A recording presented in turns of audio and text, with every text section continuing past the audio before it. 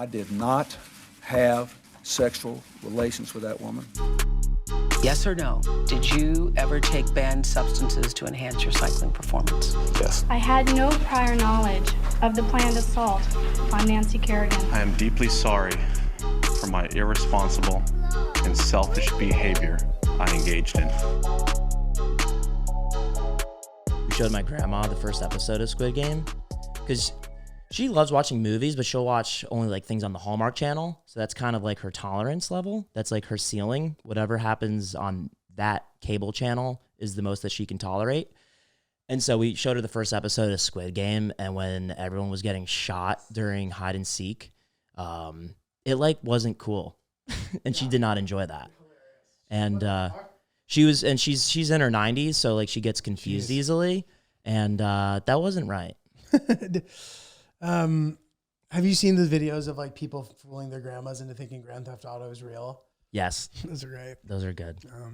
What's up, guys? Welcome back to Oops Podcast. Giulio Gallerati, joined by Ryan is very jacked Lynch, as well as Polite. Like a shark. Thank you. We're here. We're doing it up.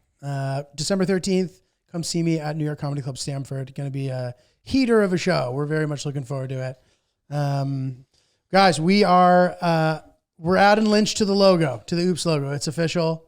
Lynch, you've really come into your own on the show. Thank you. You're a great co-host. Enjoy having you here. Jack of all trades. And Oops will be thriving moving into the new year. So it's been fun. It's been fun. It's been a good ride. So dude, first of all, thanks to everybody who came out to my Seattle show. It was great. It was sort of like the weekend before Halloween. So I appreciate you guys coming out to the show before you got into all of your Halloween activities. Always a great time in Seattle. I think this is my third time doing here after at the Crocodile, and it has never disappointed. So one of the cool thing about that venue, like it's a music venue too. So there'll be like other things happening. So after the show, I'll usually go participate. They'll give me like a golden ticket where I can go and do whatever I want, which is awesome. And there was this thing called Diwaloween. Diwaloween, like Diwali, like, South Asian stuff, which was like fun and very specific. And I went to that for a little bit and had a good time. And then there was like a 2K sort of dance party. Everybody's in costume. That was fun too. Fun to run around. But so dude, so I had a great big plan for this weekend. I was going to go to Olympic National Park. In the past, there's three big national parks in the Seattle area. There is Mount Rainier National Park, which is one of the first national parks in the country. It's not the first, I think, is Yellowstone. I think the second is Yosemite, and I think the third is Mount Rainier. So anyway, Mount Rainier's sick. It's, giant mountain, whatever, cool park. Then there's the North Cascades, which is like a mountain range. And there's these beautiful larches, which are these specific trees. And in the fall, they kind of like the leaves change. So I've been to both of those. And I did day trips. So to Mount Rainier went, kind of like hung around, did a little hike. Cascades, same thing. 5, 6, 7 hour day. But Olympic is just so gigantic that it's harder to approach in that way. So I was like, I need to make a little more time for Olympic. I'm not going to be able to do everything I want to do in a day trip, most likely, especially not fully knowing my way around. It would just be too hard to pick properly. So it makes sense to try to go for a couple of days. So we went for 2 nights. So, a lot of the first day was spent driving out there, whatever. So if you don't know where Olympic is, it's kind of in the northwest corner of the country and in fact, there's a point there. It's called Cape Flattery, which is the highest northwest point in the contiguous United States. Contiguous. So not including Alaska, Hawaii, etc. So anyway, that was cool. And good old Brent decided he was going to make the trip. Brent. He had texted me being like, I want to get back there out on the road. We had a pretty fun road trip back in the day. Where we drove from New York to Nashville and then up to Detroit when he was moving to Detroit for a bit. So we're like, we got to get back out there. And I was like, look, this is my plan. I'm doing it anyway. I would love for you to come. I had previously tried to convince Big G to come, but Big G was like pretty set on going to Alaska and he will do nothing else. So he's like, no, I'm not coming. I'm like, all right. So Brent decided to come and we were going to head off and go to the park. So we planned a pretty good action-packed weekend. I was reading Travel and Leisure, as I do, in the bath. Which my dad has been busting my balls about. I thought you were going to say with my dad. No, Jesus. Get your head out of the gutter, Lynch. It sounded like that for a second. Comment below if you thought that's what it sounded like for a second. Okay. And so Brent decides to come. the plan is when we arrive, we're going to go to this thing called the Vaughn Sauna, which I saw in Travel Leisure. Basically, it's this floating sauna on a lake. So it's basically like a houseboat, but a sauna, and it's just floating there. How big is it? Not that big. Like it probably can comfortably fit, I don't know, 10 people. And you have to book it for like a period of time because the spots book up, whatever. So we booked this specific time. We get there a little late, which was kind of a bummer because we couldn't go in the next session. But like we had the perfect amount of time, 45 minutes. Our flight was a little delayed, blah, blah, blah, figuring out how to park. But it was super cool, dude. Like it's this really, really nice sauna. And it sort of has like see-through glass. So you're out on this lake. It's like a bay almost. And you can kind of see out there. It's super cool. And then you do like contrast therapy where you can jump into the water also. And it's freezing. So super cool. Like great way to start off the weekend, especially I had a college gig the night before. Shout out to Westchester University, Pennsylvania. So I had to change my flight. I don't usually like doing a West Coast flight and then a show that night. I like to get there the night before because it's just too much. But anyway, I didn't have a choice in this situation. Didn't sleep much. It was great to hit the sauna, took a nap, ripped the show. Amazing. And the next day we were going to set off to the park. So this is the plan. So if you look like driving around the perimeter, like the periphery of Olympic, it's almost like what's the word? Like a peninsula. It's like an Olympic peninsula, but it's like whatever. So if you were to drive the whole loop, it would take you like 10 hours to drive around the entire park. And in fact, most of the park isn't like super accessible. So it's like 95% of it is just like wilderness. So like you could probably get adventurous and like camp and there's a couple hikes, but like there's specific areas that you can go into and they're all like super deep. So like it's on the West Coast, obviously. So you need to drive hours and hours and hours to get to any of these attractions. Mm-hmm. The unique thing about an Olympic National Park is that there's multiple kinds of unique ecosystems within the park. So there's like mountains, like big mountains, whatever. Then there's a rainforest. It's the only rainforest in the United States.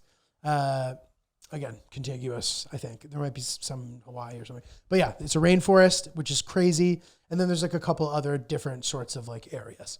So we were going to go hit all this stuff. So the first day, the plan is we're going to drive to Cape Flattery, which is this northwesternmost part. It's like a 4-hour, 5-hour drive or something from Seattle. You take the ferry, whatever. Brent was super excited about this. Okay. This was his like golden goose. He really wanted to go to this. It hadn't even been on my radar. Like I probably wouldn't have gone if he didn't tell me about it. So we make this trip out. There's like a ton of these like native reservations and it's like a pretty cool, gnarly like drive. We finally get there. We get out on the path. We start walking down that path and it's a pretty easy, straightforward path, right? Especially at the beginning. It's not steep. You're walking downhill, but it's not steep at all. So we're out there. We can't wait. We're going to do it. What happens?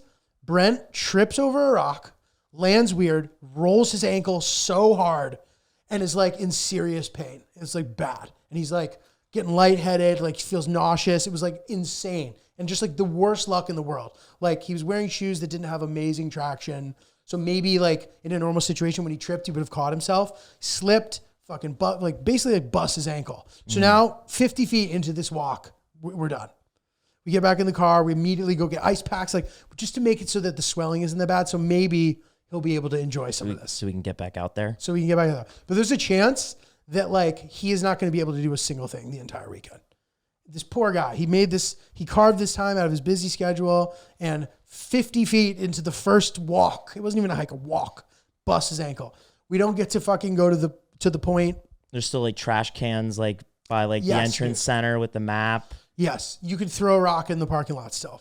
That's how close we are. That's nothing. Dude, as we're sitting there, like I'm trying to like help him walk out. He's like putting his arm around my shoulder. There's like a 2-year-old that walks by us. Like this is a path that for all ages. And so now we're driving. He's elevating his leg. I bought this little like funny stuffed animal for him to put it was named Artie. Mm-hmm. That he could put his foot up to elevate it, whatever. So bummer, right? So now we drive. We're staying in the Lake Quinault Lodge, which is on Lake Quinault, pretty far. But we wanted to go the northern route, which was longer because we wanted to see that part of the park. And then we were going to hang around that area. So we're in the car for another 5 hours. At one point, I want to get out. There's this thing called the Tree of Life, which you should look up. It's cool. Crazy looking tree, Olympic National Park. I was like, oh, I want to see that. I get out there, dude. So there's full like beach and coast in this park as well. I don't know if that counts as one of the ecosystems, but it is this like gorgeous, dramatic Pacific ocean, Pacific Northwest, like brutal cold seas, like super sick. And I get down on that beach and I'm looking at the tree and I'm just looking around and it was like, it was one of those aha moments, dude, where I was Really? like, this is fucking cool. This is impressive. Like prehistoric, remote, like you need to drive so far to get here. And I was like, this is so cool. It's going in and out of raining all day long, like tough weather conditions, like crazy shit, dude. It's so exposed. The tree, Is it still growing? like, yeah, it's a rocky ass looking tree, dude. How does it grow without a bottom? Is it growing out of the side? So- like the stems, So the other side of trunk's it, going into the on the side? other side of the tree, it's like more kind of like rooted into the ground. Like you can only see that root exposed area from one side. Like when you're got on it. the It's beach. more. When you're on the beach, yeah. More tree. It looks like what inspired the tree at Animal Kingdom in Disney World. Yeah, a little bit. That's actually a good call. Or maybe they copied Animal Kingdom to make this tree. Yeah, pretty cool. I'm just kidding. No, but but dude, like, yeah, I don't know. No, but that's a good point. Like maybe there is like an actual tree that originally. It's called the Tree of Life at Animal Kingdom. I'm sure if you went and saw a sign. Does it look similar?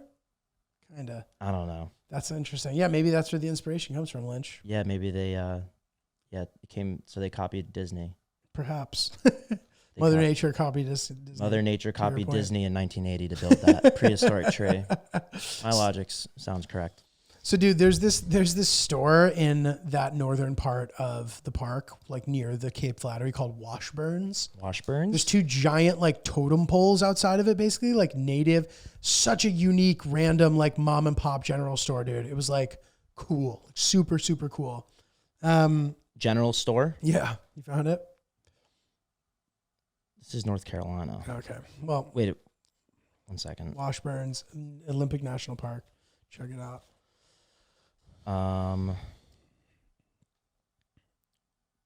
Okay, I see it. I posted a reel on my grid of like some of the natural highlights. If you guys are curious and see about seeing some of this stuff.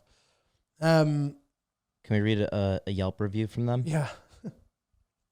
Okay, we're gonna read one of the highest, which is also under the most relevant. So this is the review you should take home with you. But then we're gonna have a little fun and we're gonna read a negative one. Okay. Real quick.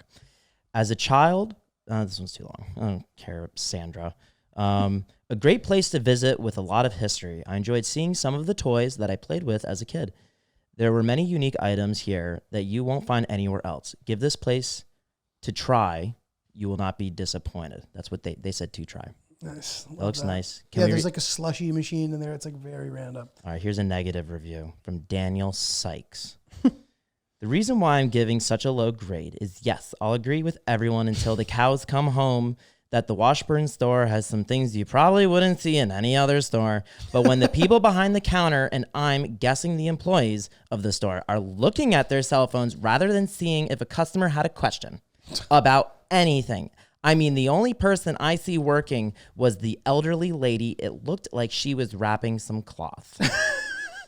1 star from Daniel. Oh God, that's brutal. Especially because, dude, it's not like it's a busy place. Like maybe we were there at the end of the season, but there's no chance that like the people being on their phones jammed up Daniel that much. So Daniel needs to relax. Yeah, Daniel, you suck. You suck, Daniel. You suck. That place looks cute. I'm looking at some of the pictures. So, dude, we stayed at this Lake Quinault Lodge, which is pretty cool, but like very remote. The Wi-Fi basically didn't work at all. Like it worked in the main lodge, but in our area it didn't work, and there was no service. So you're basically like living like it's 1994. Damn. And plus the fact that there was actually no service, like no cell phone usage possible. There were some cool things about it. There was a sauna down there, which I appreciated, which I was the only one who was using, which was great. And downstairs they had all these like arcade games. They had the Simpsons like arcade game. The road one? What's the road one? The road is like the taxi one. No. Road Rager? It's like you ever play like Streets of Rage or like those kind of games, or like Ninja Turtles, where like, yeah, you're basically, it's not like a one guy versus the other guy thing, but it's like you're going through this town. Got it. The bad guys are coming out and you fight them. Mm-hmm. You can only be Homer, which was like random, but it was really fun to get to play that game. Great. All good vibes. And like we had work calls at some point. So like, we're like, what should we do? They're like, oh, you drive like 5 miles down the road and just park at the post office and you'll have perfect service there. It's right next to the tower. So we're like sitting in this post office parking lot at night. It was like super weird, but whatever. So all that, Lake Quinault, beautiful. And then the next day, we're going to hit some of these highlights, some of these park highlights. So there's two things, two of a few, but two are like the main draws. One of them is called Rialto Beach. And there's this famous thing where if you catch it at low tide, you can actually stand in this like hole in the wall, it's called basically, in a rock. So there's this big rock with an arch that is only exposed during low tide. When it's high tide, there's water and you can't get to it. So I wanted to try to do that. And then also the Ho Rainforest, which was so crazy looking, dude. Like, look up the Hall of Mosses. It literally looks like Fern Gully. It's unlike anything you've ever seen. It's like the most incredible thing. So we went over there to see that. Saw a bunch of these. Yeah, look at that too. It's crazy, right? It looks like this person's a bug. And that's right. like they're super microscopic. Dude, like massive trees, like this incredible glowing moss hanging off of it. Like so cool to see this like rainforest, right? So like we saw all these Roosevelt elk, which was really cool. Brent was like, I'm going to just like try to power through. He bought a little walking stick and he was going to limp it.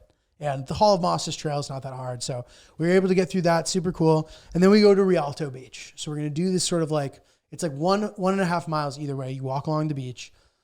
The way it timed out, everything's like 2 hours away from each other. So our hotel was an hour and a half away from the beach. It was also an hour and a half away from the Hall of Mosses. Hall of Mosses to the beach is another hour and a half. So you're like driving a ton. We finally get there. Brent's fine for the most part. I think we nipped it in the bud by getting the swelling down so he could kind of like function. So we're walking down the beach. We see a couple bald eagles, super sick. And we get to this like part where there's this like rushing river coming into the ocean. And the only way to get over it is by walking over these like logs.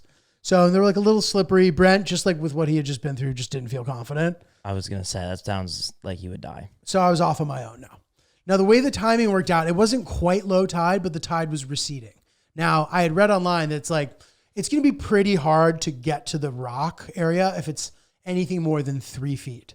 And it knows pretty specifically what the tide's going to be at. When I decided to go try to do it, it was around 4 feet. Wow. But I was like, I'm still going to try to just get really close. And like, so I'm like looking, I don't need to stand under the ledge. If I can like get close to it, I'm going to do it, but we'll see. I start to get close. I'm peeking it out. I can't tell, but I finally get there. And basically the path to get there is sort of along this rock face. And there's sort of like things you can step on, but it's a little tricky. It's slippery. Like water's been blasting up against it the whole day, but now the tide's starting to go out a little bit. And I look at it, I'm like, I think I could probably do that. Right. So I start very cautiously approaching it. So I'm looking, I find some good rocks. I'm in a good area where like, there's no way water can get me. Some of these waves are coming in and it's starting to get like a little high, but the tide's going out. So I'm like, it's not going to get worse. It's only going to get better. I just need to be patient here. And this walk from where I'm talking about with the rock face can't be more than like 25, 50 yards. But like each step is very delicate. And if you misstep, you're going to fall into the water, which sucks, obviously.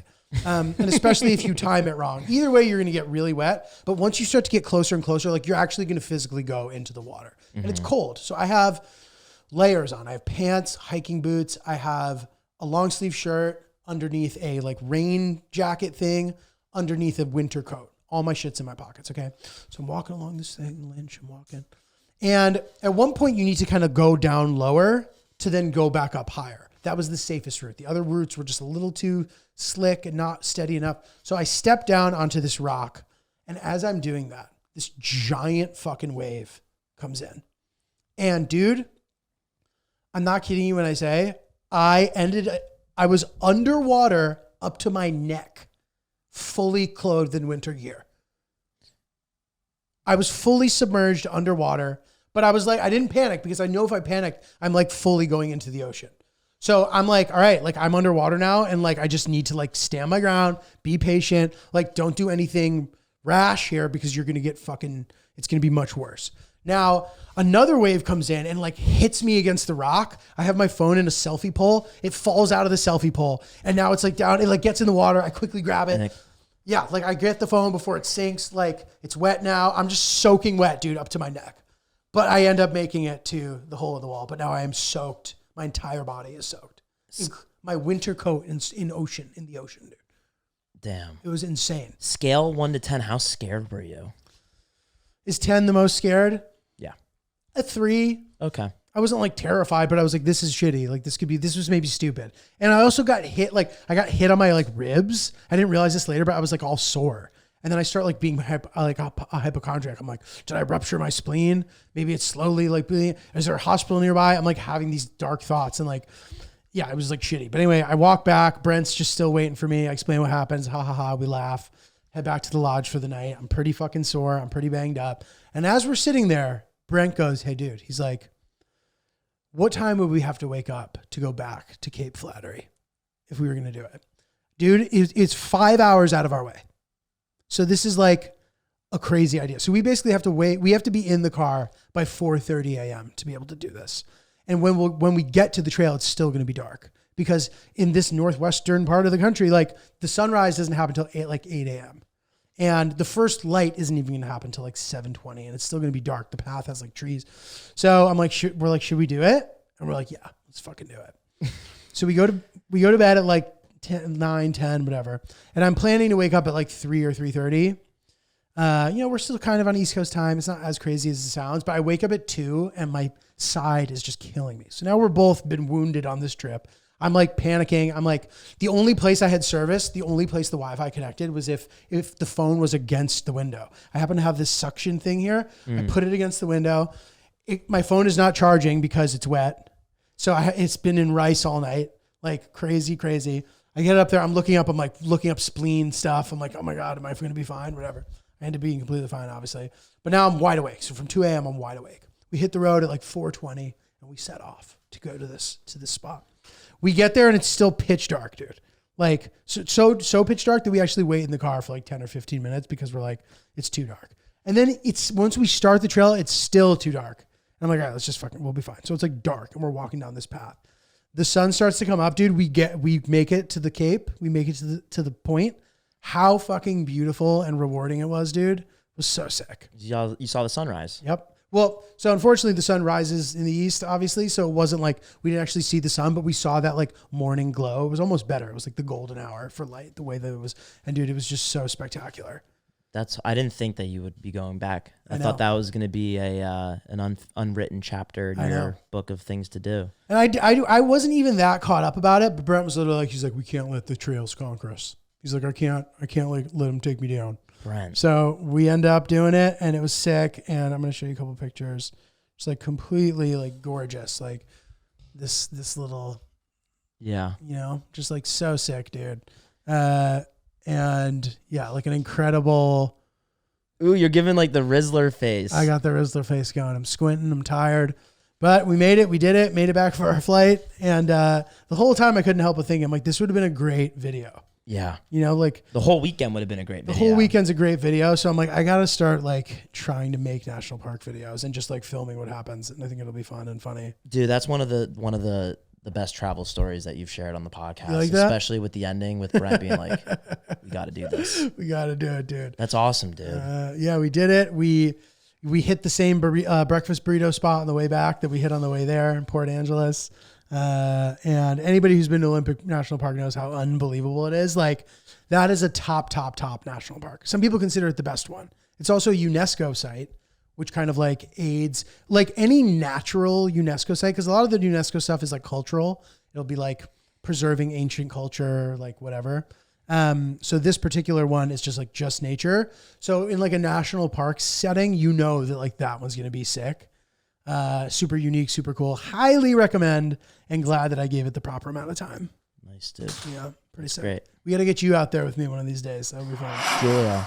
Yes, Lynch. I love wearing MeUndies. We just got some good news because they now have joggers and pajamas. And one of my fantasies that I've been thinking about these past several months is I wish that I could wear MeUndies over my entire body. The comfort. I know. The tender materials upon my buttocks, but fantasizing it across the rest of my body like a gimp suit. I know. But a comfortable gimp suit. You could just sleep standing up, dude. I wish I could have that. And now you can. Now you can. Now we can. It's great. So pair it up with your favorite MeUndies products. My favorite, the black boxer brief. You've got them right here. My entire underwear drawer is filled with these puppies. So comfortable, cool in the summer, hot and nice and steamy and warm in the winter. keeps you perfect climate controlled. And now I'm excited to throw on that onesie, lounge by the fire, lounge by the Christmas tree, do the whole thing.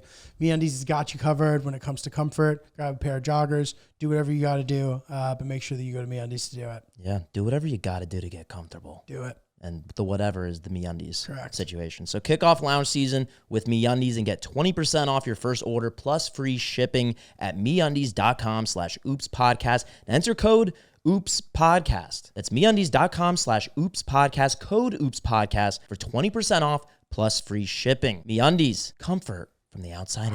Dude, I gotta be honest with you.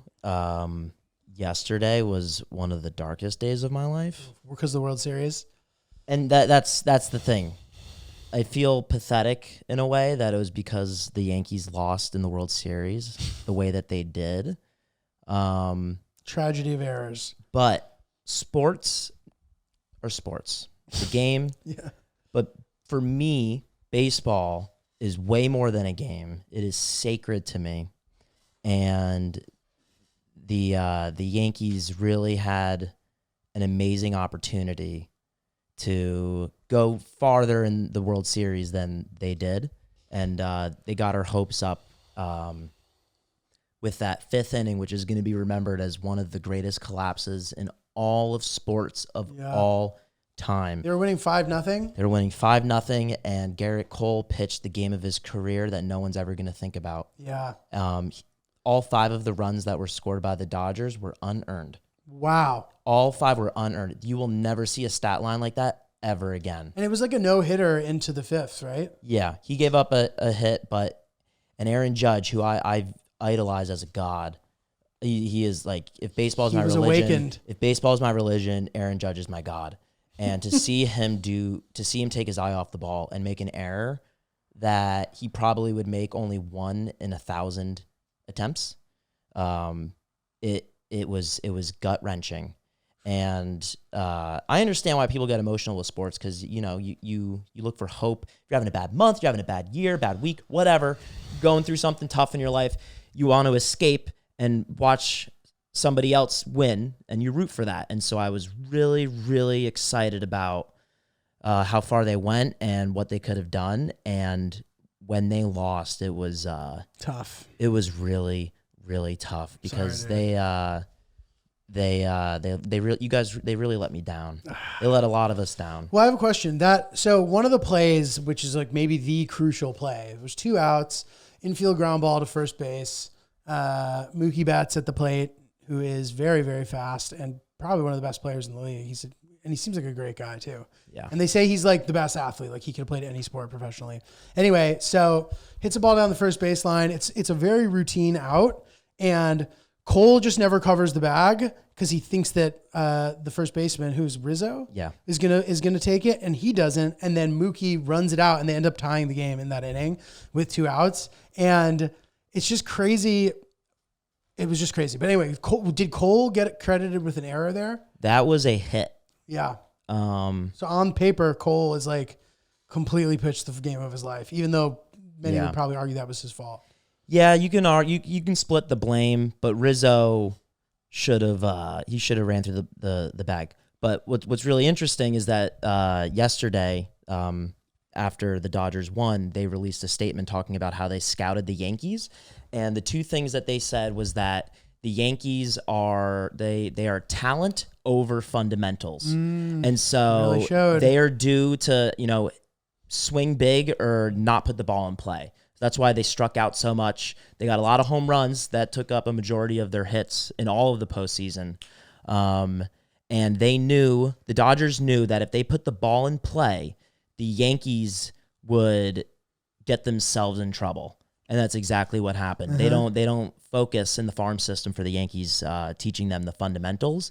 And I'm glad that was publicly exposed, because if I didn't know that, it's nice to have a little evidence as to why they fell apart like that, as opposed to just being the most horrible coincidence of tragedy in sports history under my eyes.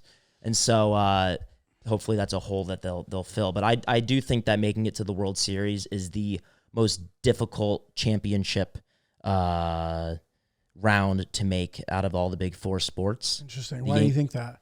Just because baseball is it's so mental. It's so Right. individual. Anybody can And win any game. Like the odds are never in anyone's favor too heavily. Yeah, and so like it's an individual sport and it's not an individual sport because every at bat is an individual duel until it gets hit into play and then it gets passed off to someone else. And everyone needs to be perfect. And there's so many teams that are perfect.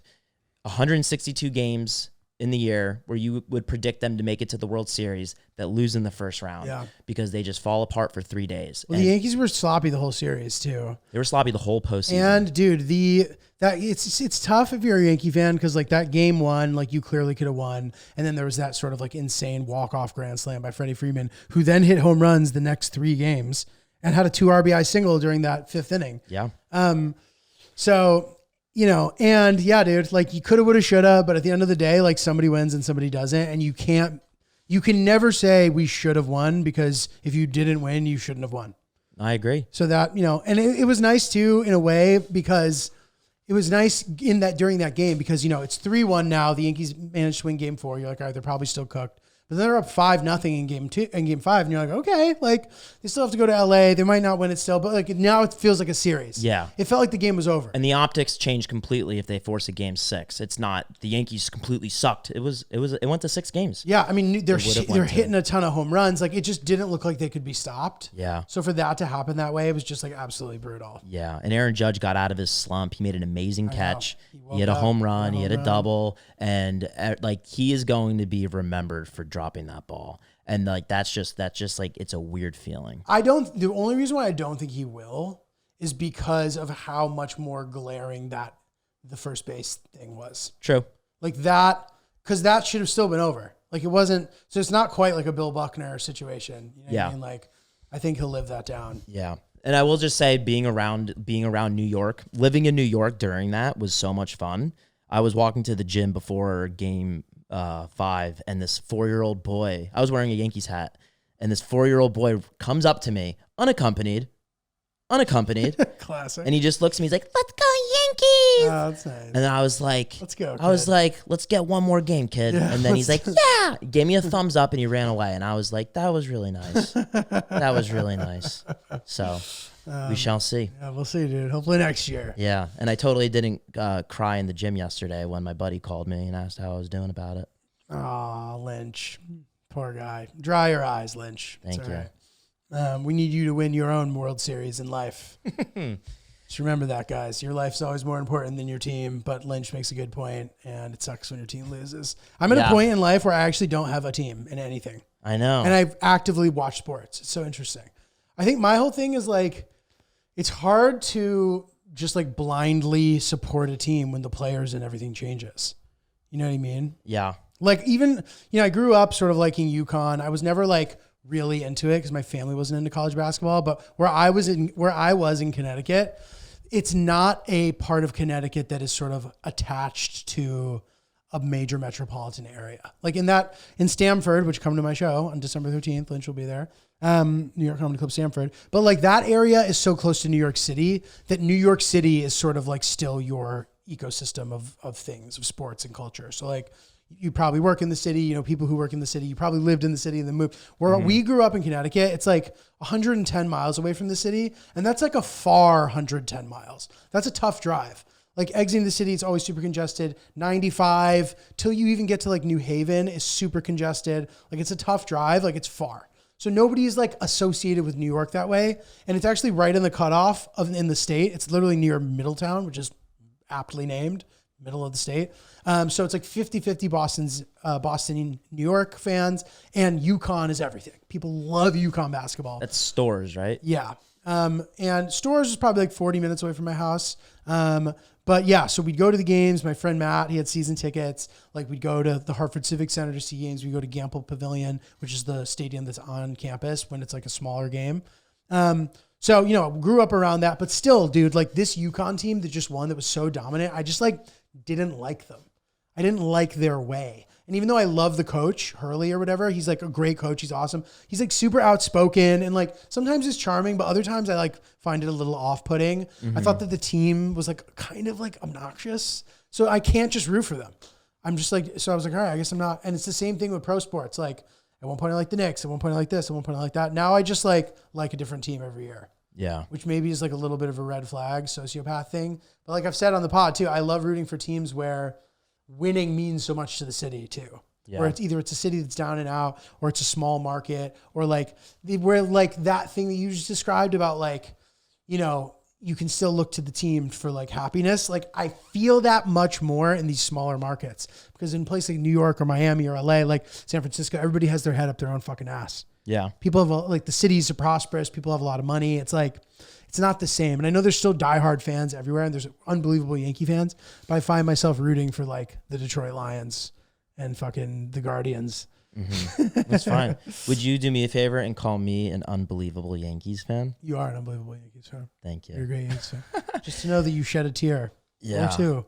Dude, I'll be honest. I was thinking after I said, I was like, maybe I'll cut that. But I'll be honest. I can't remember the last time I like cried. I was, I don't associate with those fucking douchebags that tried to break Mookie Betts' wrist. Oh, that's They so literally funny. could have broken his wrist. That was And so here's another funny. thing about the Dodgers, Freddie Freeman and Mookie Betts. They are such likable guys. You I can't know. hate them. Dude, they're such likable They're great guys. And They're like great guys. anybody in the American League, like in the playoffs, I'm always like angry and I despise them and everything. You got nothing bad to say about the Dodgers. Nothing. Otani's awesome. I love them. So good for the sport. But those fans, like they're being like praised. And like the one guy that for the Cubs that caught the foul ball, that guy was like, people wished him death. They changed the rules because of that. Which, by the way, I think sucks. I don't like the fan interference rule. What is it? What was it? So before, you could just reach over the fence if you were a fan and catch the ball, and that was it. That was fair play. And I remember even in the Yankees 1996 World Series. Oh, the Orioles? Or that was... Sorry, continue. Yeah, I think It was the Orioles. ALCS against the Orioles. And somebody reached over it was a kid who actually ended up being my dad's student. Really? He went to Wesleyan, was my dad's student. Wow. I forget the kid's name, but I met him. He's a great guy. But it was him. He reached out and he changed. I mean, the Yankees, that like snapped one of their biggest at the time slumps from being good. They were bad for a while leading up to that. And I think they were a wild card team going into the World Series too, and they won. And then since then they've been dominant. I know it's been a little bit of a drought, but it's still been this like powerhouse franchise. And it makes it interesting. So when those fans were reaching, so if you guys don't watch baseball or you don't watch this is still interesting. Basically, like it was a ball that was about to go foul. You can still catch it and get the out, but he has to kind of like reach in the area of the stands. Now the way the rule is the fans can't interfere with that, so it's an automatic out. So he catches the ball over the thing. These fans grab his glove and try to pull the ball out of the glove, which was stupid because it's fan interference. So no matter what, that's not going to help. But they still do it, and it's pretty funny. It was very funny that Gronkowski, who was formerly a football player, went to college with this guy, and he's like, this is right in line with this guy's behavior. Yeah. He's a dog. And originally he was saying such positive things, and the reporter was like, you condone this? And then he eventually, just for PR's sake, was like, no, I don't condone that, but that's who he is. Yeah, he's And like, all this is he's to authentic. say is He's an this guy is an authentic What you see guy. is what you get. But Love him or hate him. Yeah, and I just, they grabbed his wrist, and I was just like, and the way the Dodgers handled that with the media after that game, I was like, oh, they're going to kill us. They're going to kill us. And then they did. It's funny you mentioned knowing your dad's student being that kid. My neighbor Jared came downstairs when the Yankees had a 5-0 lead to help us, to help Victoria with like borrowing some tools. And he came down, and then he left. As soon as he left, that inning happened. And he grew up being next door neighbors with Anthony Rizzo, and they used to play in a sandbox together. way. So I call it the Jared curse now. I like that. He's not allowed to ever talk to me or Victoria ever again. Wait, can you look up what that guy's name was? It's driving me crazy. Yeah. I can't remember. Yeah, it's so funny, man. Yeah, while you're looking that up. So I was thinking about this the other day. Like I was clearing the dishwasher in my house, and I was thinking about when I was a kid and chores that I absolutely hated doing. Yes, Jeff Mayer. Chores that I absolutely hated doing, especially like as I was clearing the dishwasher, I realized how easy it is. It takes 2 seconds. You know what I mean? Especially if you're like on top of it, you grab all the forks and knives at the same time, just throw them in the drawer. You take it takes a minute and a half. And for some reason as a kid, I absolutely hated it. I hated everything about it. And my dad would be like, clear the DW. And I even just hated the way he said that. I thought it was so annoying. I'm like, fuck. I tried so hard, and it was like one of my only chores, dude. I barely had chores. I was not a chore guy, and I know this sounds bad, but like I hated doing that. And I'm just thinking, what are chores that stand out to you as being worse than the typical chore? Nobody likes chores, but which ones were like absolutely brutal for you? Well, I just got to yield to redundancy. I agree with you completely. I despised it, and it was triggering whenever it Clearing got the brought dishwasher? up. Well, here's the thing, and this is something that my parents didn't do, and I love them, but this is something they didn't do that I'm going to make sure I do with my kids, because I do think there are some gaps in my life that I could have benefited from my parents being stricter, and one of that was not enforcing that I should put my dirty dishes in the dishwasher. It was always put it in the sink. And I Right. never loaded the dishwasher. Yeah, same. And then I grew up building this repulsion, if that's a word, Yeah. to plates in the Good word, in the Mitch. sink. Yeah. And so Wait, to putting them in the sink. no, like taking them out and putting them in the dishwasher. Right. It sounds bratty, but the way that the environment I grew up in, it was like you don't need to put them in the dishwasher. So I grew gross to it, and that was a hard thing to learn how to do, because a lot of kids, you just do the fucking dishes. Yeah, Vic's family do the fucking dishes. Right. They don't swear, but like that's just what they do, and those people do dishes when they get older, and like. And you have to like, it sucks because like my brain was wired to not prioritize that. And so I was always disgusted by doing it, and now I do it, and it's fine. But like, Yeah, it's easy. interesting how much like that definitely affected like the way I act and treat my property and stuff like that. Well, dude, isn't it interesting that loading the dishwasher is like 10 times harder than clearing it? Yeah. You have to like rinse it and arrange it and put the thing in, start it. Clearing it, it's dry and ready to be put away. It takes 2 seconds. And for some reason, I absolutely hated it. Other things that I hated, and I didn't even have to do some of this stuff, but then as an adult, it was really hard for me. Laundry. I just hated laundry.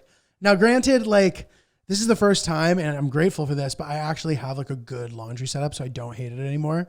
So maybe it wasn't like, maybe this doesn't even fully count, but like we've talked about this. If you're sharing the laundry with people, it just makes it so much more complicated.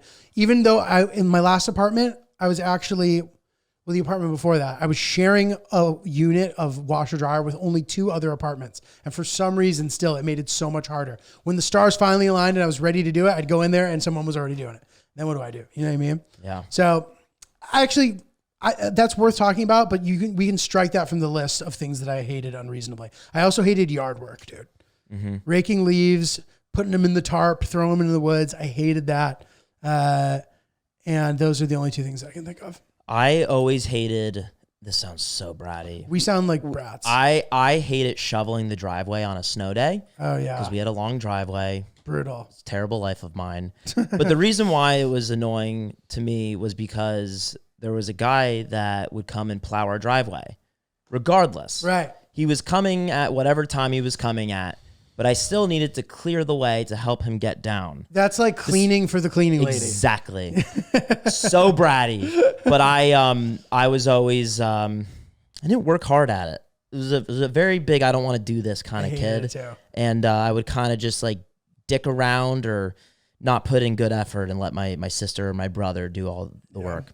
Got to get a little snowball fight in there. I would also hold the handle with both hands and just like run forward. Yeah. That was my move. And the guy who ended up moving next door to us ended up having like a snow blowing thing. And I think now he does it for us or something. Yeah. But before we had to do it too. And that didn't come to mind, but I didn't enjoy that. If there's any other childhood chores that stand out to you guys as unbearable, we're curious to hear about it. I'm trying to think of some more.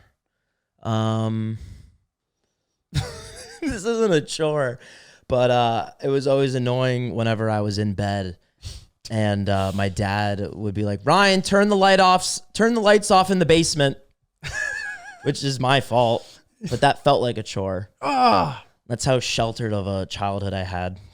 Ryan, turn the lights off in the basement. All 8 lights that you turned on and then just left without any responsibility or accountability, turn them off. And I'd be like, Yeah, it's funny. Now I actually don't mind chores because it's like a task that you can easily start and finish and you don't need to use your brain. Yeah. So you just turn on music and it like gives you good clarity because you're not looking at your phone for a bit, and like just tidying up the house or doing whatever like brings me a lot of joy. Yeah. One thing I hate is like the way our like storage closet is set up, all our like luggage is in there. And if I have to get something that's like way back, I hate the process of like having to take things out and then put them back in. It just ends up turning into like a catastrophe until we like reorganize it again. Yeah. Victoria is kind of the OCD one in terms of organization. That's and good. That's helpful. And it's a good thing and a bad thing because I'm the opposite. And so it's good that things are nice and tidy when they're tidied.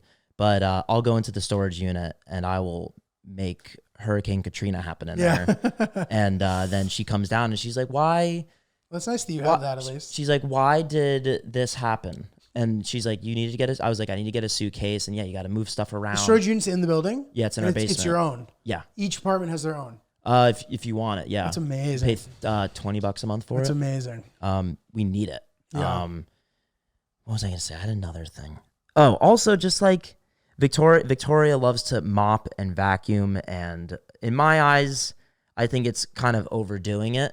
But that's guys' eyes. Yeah, right. And guys' eyes we have is a the thing. very clean apartment, and so I as much as I hate doing laundry, I always make a point to do that because she does so much for the apartment, and I just know that she loves doing chores. When she's stressed, she does chores. But if I can do the laundry, the one thing she doesn't like to do, solid. it's good. Yep. I'm also really bad at folding clothes. Yeah, I'm not great at it either. I try. Classic guy thing again. Yeah. Well, dude, one thing, speaking of all this, and stop me if I've already talked about this, but I love the people who dig in our recycling outside and take the bottles and cans. Because our garbage is shared by like a few apartments and it's just like small. So like there's a chance that you'll catch it on the wrong day and there'll barely be room in there. Mm-hmm. But like these people will come by with giant bags of bottles and they go in and it's almost like some ecosystem thing in the wild where like these bugs live on a turtle shell and they eat the moss. It's like the same thing. When I see like a little lady walking by digging in our recycling, I'm like, good work, miss. That's a great comparison. Okay, so we got an email that's actually helpful. And we were talking about Y2K and how that was like overblown and never turned into anything and like wasn't a thing. But we got an email from somebody who I think is like an engineer or a computer person. And it's some interesting insight to this that I wanted to read on the show in case this was interesting to anybody. Boys, I just listened to episode 504. Thank you for mentioning the episodes. People will know where to go back if they want to. Where y'all talk about Y2K and how ridiculous it is to think computers would fail. I'm an engineer. What you have to understand is that the danger was absolutely real. Interesting to hear. That's a good writer. Right? Tens of thousands of engineers and programmers worked around the clock for like 2 years to fix the problem on our essential banking and government computer systems. Every single computer that formed the backbone of banks, stock exchanges, and large corporations were not programmed to handle dates that large. When those codes were written, nobody thought about it, which is crazy that nobody thought about it. It took millions of hours of unsung work to make sure nothing bad happened. This is a lot like potential pandemic diseases under the Obama administration. People think Zika and swine flu were way overblown because smart, capable people were in charge and worked hard to make sure that the problem didn't escalate. I don't know as much about that second part, but the first part's super interesting, dude. Yeah. Super, super interesting. So when he's talking about the numbers, he's talking about the digits. Yeah. So just having the last two digits. I guess, yeah. Changing from 99 back to 00 or whatever. I'd love to see a documentary about that. I know people killed themselves. It's crazy. That's fascinating. That's crazy. Yeah, I remember Busta Rhymes in his ELE album, which I had in 1999. He was saying that the world was going to end. So Yeah. Busta, good rhymes, not as Yeah. good at predicting the future. Yeah. So anyway, Yeah. good insight, good stuff. Come see me on the road. I have Connecticut coming up, Fairfield. So I keep saying Fairfield. Stamford, New York Comedy Club Stamford, December 13th. I'm trying to work on some stuff for the new year. I'm working on a date for Pittsburgh. I'm trying to get Chicago and Boston on the books. I'm also working on an Alaska show. We'll see if that ends up working out. And, trying to get in all these cities. So anyway, if there's a place that you want to see me, it can help sometimes to like DM the club and ask when I'm coming. Cause I know that we have offers out to a lot of these different places. It can just be kind of hard to lock it in. So come see me. Looking forward to seeing you. And oopspodcast@gmail.com, at oopspodcast on everything. I'm at Not Julio on Instagram, at Not Julio G on Snap and TikTok. And subscribe to my YouTube channel.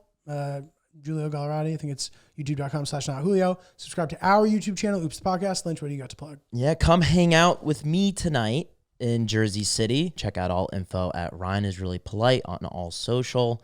And what should we have them comment? We gave him something at the beginning, right?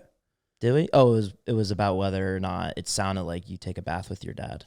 Oh, did you say that? Well, just you said yeah. you said an if or an of, but I forget now. But you guys know what I'm talking about. But let's maybe one more thing. Also comment. Yeah, I'd prefer that you comment which chores that you hate in the comments. Yeah, let us know. That's the preference, but there's two things to comment. That's it. Goodbye. Thanks. Bye.